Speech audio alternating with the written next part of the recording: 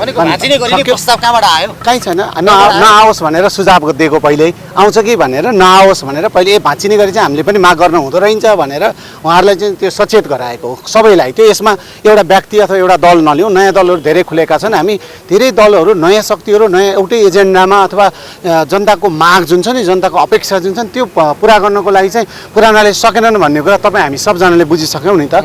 उहाँहरूले पनि त्यही बुझेर नयाँ शक्ति बनाउन लागेको हो नि त। 21 नम्बरले पुग्थ्यो भने त हामीले देखाउँथ्यौँ नि 21मा, त्यो 31 महिनामा 21 नम्बरले पुगेन नि। अब 21 नम्बर उहाँहरूले ल्याउनु भयो भने फेल हुनुहुन्छ नि। त्यस कारणले सबैजना मिलेर 138 भन्दा बढी नम्बर ल्याउनु पर्यो। त्यसको लागि सबै मिल्नुपर्छ, धेरै साथीहरू मिल्नुपर्छ, एउटा एजेन्डा भएका शक्तिहरू मिल्नुपर्छ, नयाँ अभियन्ताहरू मिल्नुपर्छ। त्यसमा चाहिँ हामी एकअर्कामा लड्नु हुँदैन भन्ने हाम्रो चाहिँ। त्यही भएर हामी अहिले राष्ट्रिय स्वतन्त्र पार्टी नै त्यस्तो एउटा पार्टी हो जसले चाहिँ सबैलाई समेटेर लिएर जानुपर्छ। यो हाम्रो जिम्मेवारी पनि हो, हाम्रो कर्तव्य पनि हो। पार्टी सभापतिज्यूको निर्देशन पनि यही नै छ। त्यस कारणले हामी त्यसमा गम्भीर भएका हौँ। त्यस कारणले सबै साथीहरूलाई मेरो तपाईँहरू मार्फत नै मेरो आह्वान के हो भने, व्यक्ति विशेष कुनै दल विशेष म भन्दिनँ, राम्रा साथीहरू, नयाँ शक्तिहरू, नयाँ अभियन्ताहरू सबैजना मिलेर जाउँ। 21 नम्बरले काम गरेन साथी हो, 138 नम्बरभन्दा बढी चाहियो। त्यस कारणले त्यो 31 महिनासम्म हामीले हेऱ्यौँ सदनमा, हामीले कोसिस गऱ्यौँ, त्यसले सकिएन भन्ने कुरा प्रमाणित भयो। लोकतन्त्रमा नम्बरको कति महत्त्व रहेछ भन्ने कुरा हामीले सदनमा गएर देखायौँ नि त। 21 नहुँदा 21ले केही पनि भएन भने बुझ्यो हुन्छ क्या। हामीले गर्न कोसिस धेरै गऱ्यौँ, हामीले 31 महिनासम्म नगरेको होइन।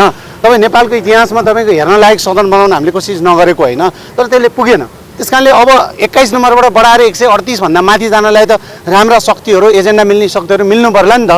म कसैसँग मिल्दिनँ भनेर मिडियामा यो के भन्छ भ्युज लिनको लागि बोल्नु भएन। हामी मिलेरै जानुपर्छ। यदि देशका लागि, जनताका लागि, डेलिभरको लागि र डेभलपमेन्टको लागि काम गर्न खोजेको राजनीतिक दल खोलेको हो भने हामी मिलेर जानुपर्छ।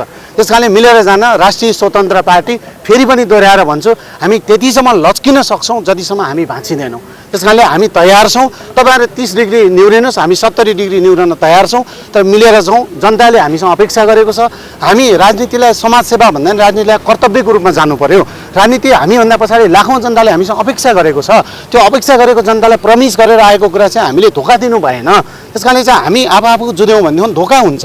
धोका हुनु भनेको मेरो पुस्तालाई होइन, अब हामीभन्दा पछिल्लो हुर्कँदै गरेको पुस्ता, जेनजी उमेर समूह अहिले आयो भने त्योभन्दा पछाडिको अल्फा पनि सडकमा आउनुपर्ने अवस्था आउन सक्छ। त्यो अवस्था नआओस्।